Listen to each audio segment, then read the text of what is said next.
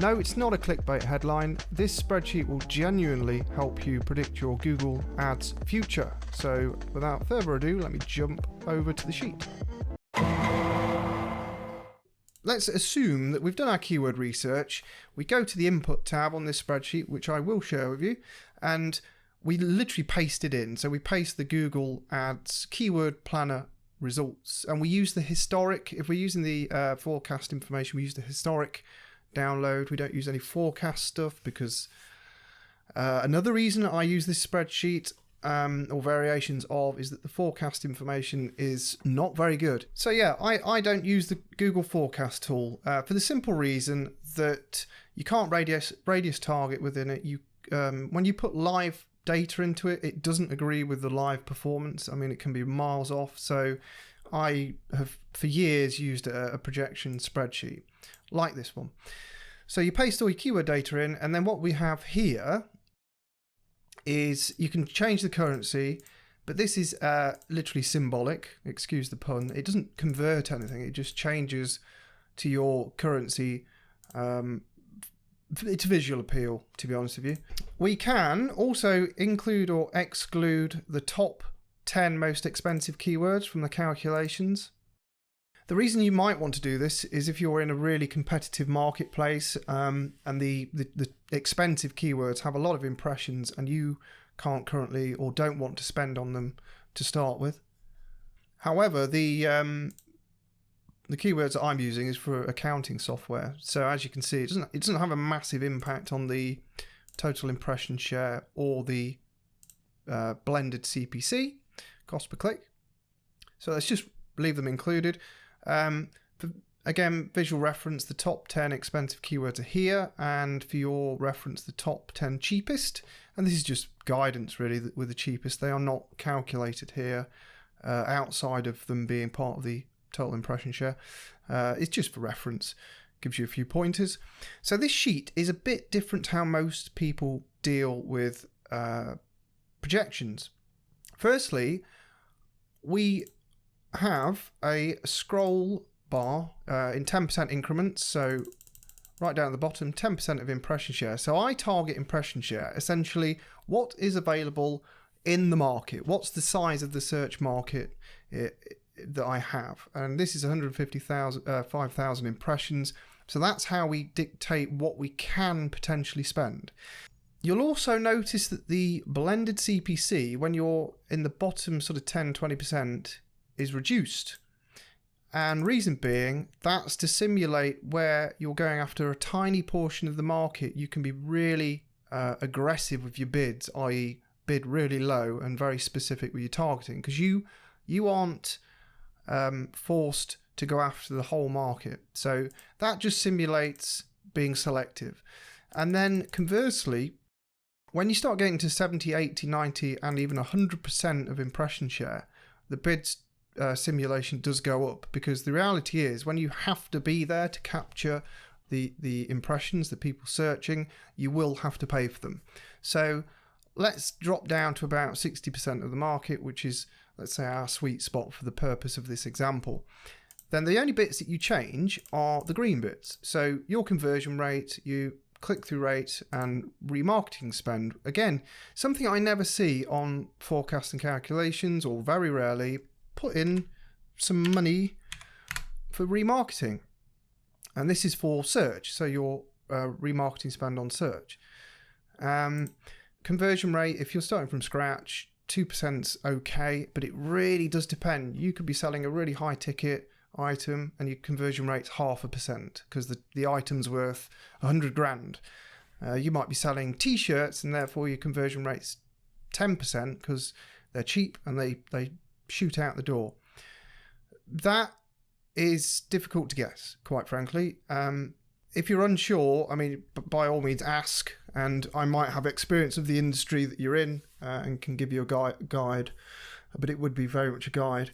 Same with click-through rate, 2% low.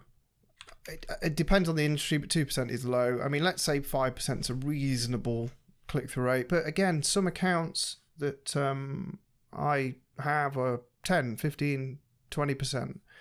So it can fluctuate. Another thing with conversion rate, actually, if you've got organic traffic, use the organic traffic's conversion rate as your benchmark. That will tell you roughly where pay-per-click should be. To be honest, a good pay-per-click campaign will beat organic, but lowball it. So if your organic for the past 6 months is 2%, put 2% in there. Another thing that I'm different than a lot of people with is that here I've split the performance into month 1 and month 3. And you might be wondering why. Well, brand new keywords, brand new campaigns, brand new ad accounts perform very differently. Month 3, 90 days in is about the sweet spot than they do at the first month. So month 1 is your discovery month, it's your understanding month, it's your data gathering month. Essentially, you're paying for the data. And yes, you may get conversions, you might do perfectly fine, but month 3 you're going to be better. You're going to have optimized and improved. Your click-through rate's going to go up. And so is your conversion rate if you're doing things right. And of course, the business at the end of things is doing things right. I haven't included month 2 because that's the wiggle in the middle. Wiggle, wiggle, wiggle. So month 3, click-through rate goes up, conversion rate goes up, and that impacts the spend. So if we were going to capture the same amount of impressions, it would push the spend up. But the whole point of this is to work out below if it makes financial sense for the business anyway. And you might be asking, well, why haven't you bumped the CPC or reduced the CPC? Because surely if you optimize, your CPC goes down. Not true. One thing I've seen over the past 10 years, actually, it can be the opposite. So the more confidence you build in the data and the performance and the keywords, often means you'll spend more, you'll bid more because you're converting better and more. And also you'll find that a lot of the more commercial intent biased keywords are more expensive per click. So this input has all the keywords in it, whereas at the end of month 2, we might not be bidding on half of them. And then the next inputs we have down here. So we've got the top level conversion metrics, which are how many conversions am I going to get? What's the cost per acquisition? So what am I paying for a conversion? And this is a lead. It might be a phone call. It might be an email inquiry. If it's e-commerce, that would be a transaction, and you can ignore CPA because quite frankly, unless you're selling identical items, then CPA is kind of irrelevant for e-commerce because you've got revenue reporting. So you want to be looking at ROAS, return on ad spend. The other 3 things that you can impact are these: your close rates, your revenue per sale, and your profit margin. So let's think of a lead gen situation. So this is for accounting software keywords, okay? So let's say that our close rate, so people who sign up from a conversion is 20%. And then revenue per sale. So this is your average revenue.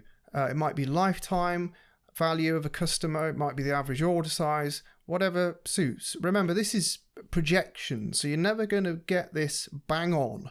No one has a crystal ball. This is to give you an indication of whether advertising is going to be good for you. Accounting software, well, I know that it's not necessarily cheap, but I think an average order, let's say your customer pays 100 quid a month or $100 and they're with you for 2 years on average.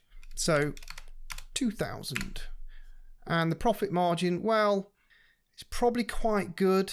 You might be making 65%. So it's a good little business.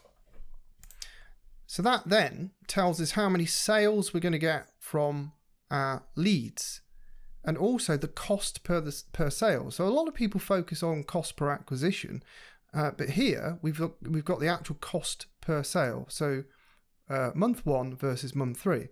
And you can start to see already that we might be hitting some trouble here. We're over half the revenue, but our profit margin isn't much beyond half. So we've got a total projected spend, and then we've got a total revenue before profit. So currently, month 1, we're going to be better than break even. Month 3, we might be doing quite well until we refer to our ROAS, ROI, and profit. So these are essentially the return on investment numbers, the business metrics. And what we're seeing here is the traditional ROAS, which a lot of e-commerce businesses will use.